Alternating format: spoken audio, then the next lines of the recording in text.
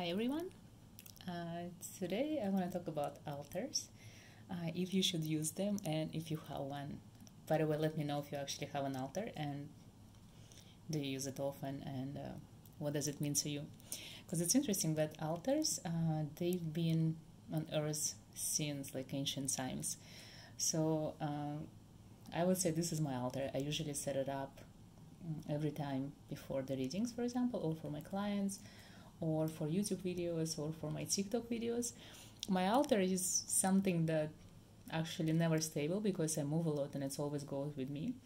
And it's always different things that I put in it. And for example, if you wonder why my altar has this map, it's actually, for me, it feels like it's interesting. It kind of connects me to everyone who is watching, because you guys all over the world and from interesting places and different countries that I haven't heard of, and it's kind of feels to me, it's like this map is kind of connects me to all of you, and especially to your souls and to your past lives, because this is it's actually handmade wax paper map that is the replica of 14th century map. If you see, it still has like autumn, spring, winter. It has all the myths of ancient Greece. It has like a lot of interesting places, like for example, I don't know if you can, you probably can see it here, but it has all of these ancient places, the 7 wonders of the ancient world. So it's kind of the map that is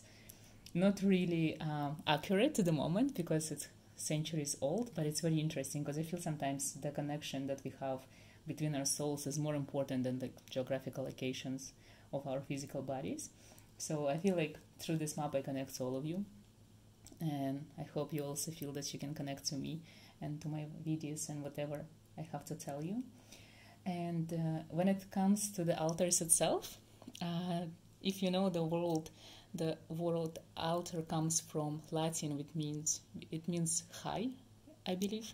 So it's like the high place when in ancient time it was used for sacrifice.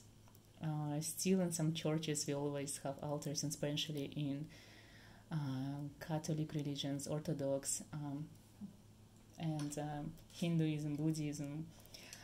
I'm sure that in mosques they don't have altar because they pray to God, like to the dwelling of the God. In Arabic world, altar literally means slaughterhouse. So it means in ancient times they used to have these altars only for sacrifice. In the same, actually, even Christians used to have altars for sacrificing as well. And altar is a very interesting place. It's a sacred place for you guys to practice your skills, to connect with your magic. I love to have altar always with the things I only use for my, for example, videos or for my rituals or for my spell work and magic work. I feel this is the place when you concentrate all of your energy, and the energy that is, like kind of helps you with your work, because this is the place that doesn't touch. For example, you don't eat next to your altar, you don't do anything that is like daily routine. It's only place for your magic. That's why whenever you sit in front of your altar, you're already going into this energy of magic and energy of this work that you're about to do. Usually in ancient times, the altars were really present in the eastern part of the house or the church. So if you have space in the east of your room or of your house, that's where you would rather set up your altars. But I know in paganism they used to set up altars in nature, so they never cared about the house or apartment. It's usually where the altar were adjustment of the place of the encounter of the deities or the gods. So for example, if they felt like presence of angels in specific place next to the river, that would be the altar set up. In paganism they used to have a lot of rocks and stones. Even in religion, the altar usually associated with the stone or something like made of stone. So it's really nice to have any types of stone on your altar. Like for example, I have like crystals that I found myself. Some kind of like rocks from rivers or seas that you like, it's just like they resonate, just bring them to your altar. you don't really have to spend a lot of money on your altar. It's usually it's like the pieces that you find yourself that are most important. Like even for example, when we connect to water, I use the shell, and this is like just piece of random shell, or I don't even know what that I found, and I don't know, somehow I feel that it belongs to my altar as well. Having, like for example, I'm having spoons here because I use it for my spells, and for wax readings as well.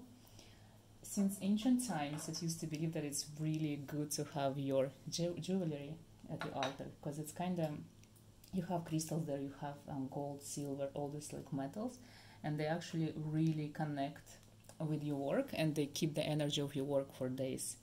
So you can have your jewelry at the altar, or jewelry for your friends who don't practice, and you just charge them with your good energy and intentions and protections. And when you wear the jewelry, it actually always feels nicer. It's like you give another life to your jewelry. Same with bracelets. I love handmade bracelets from gifted people. Like for example, I prefer to buy my jewelry from witches or energy healers who do it themselves, and then it's even more special and it has more meaning and more energy. For example, if I use something in my practice, like the pendulum, it's done by a witch in Vancouver, BC in Canada, and that's the first pendulum that I actually connected with. Like the other pendulums from normal stores, like never felt like alive. So I always feel that energy of people who create your pieces should resonate with you as well.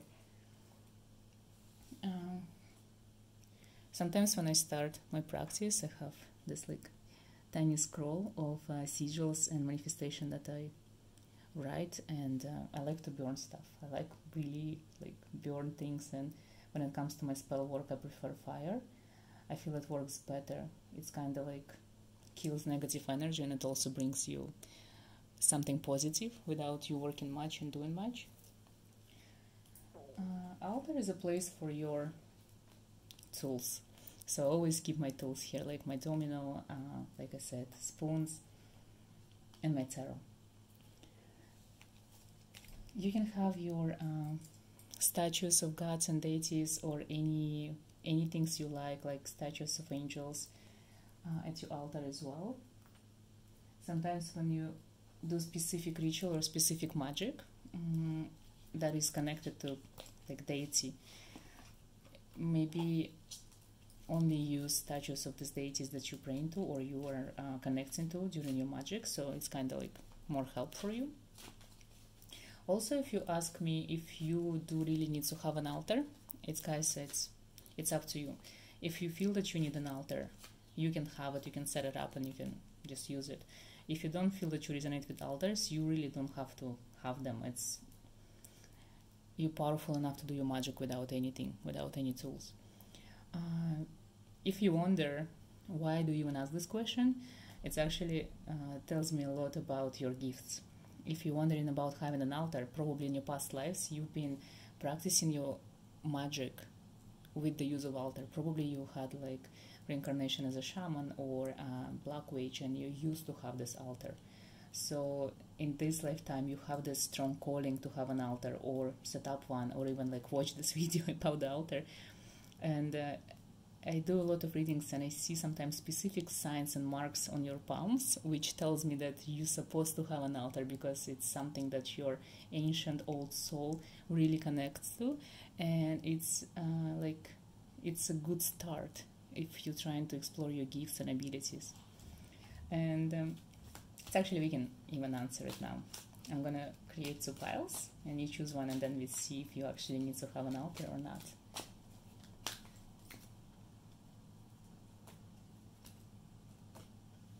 Okay guys, so 2 piles. Choose the one you like, and we're gonna see if you need to set up an altar, or if you need to have an altar in order to perform your magic. And if you chose this, it kind of says, yeah, altar for you is, I would say, like it's just something important in order to work your magic. It's even like high place in your work. You're going to perform something, and you need this high place, altar, literally. So you need to have an altar. So if you have a drawing, if you draw to this altar and to idea of the altar, you have to set up one. If you already have an altar, good job. It means you somehow knew that you need one, so well done. And for you guys, if you chose this pile, altar is not necessary for you whatsoever, so it's like your choice. It's literally the card that represents the choice, either or. If you feel that altar is something very important to you, it's actually going to help you to dominate your magic and your skills. If you don't feel like you need to have an altar, like, you don't have to. Like, literally, you don't have to. It's not something that you've been practicing in your past lives. It's not something that is essential to your magic or your work, and it's not something that's going to increase your powers or abilities, so it's up to you. You can choose either or. Also, I want to mention, when it comes to altars, you can bring anything you want to your altar, like literally. It's not supposed to be something that is only like tarot cards or something spiritual. If you guys drawn to anime, you can put like any like toys there or anime characters. If you like an artist, you can put your art there. It doesn't matter. It should come from your heart. It should come from your soul. You have to be like so open and intuitive with your altar, because magic has no limits and boundaries. You have to put on your altar everything that is like important to you. It could be gifts, it could be books, it could be anything you really want to. It's yours. It comes from your soul. So your altar is your choice. Put anything you like.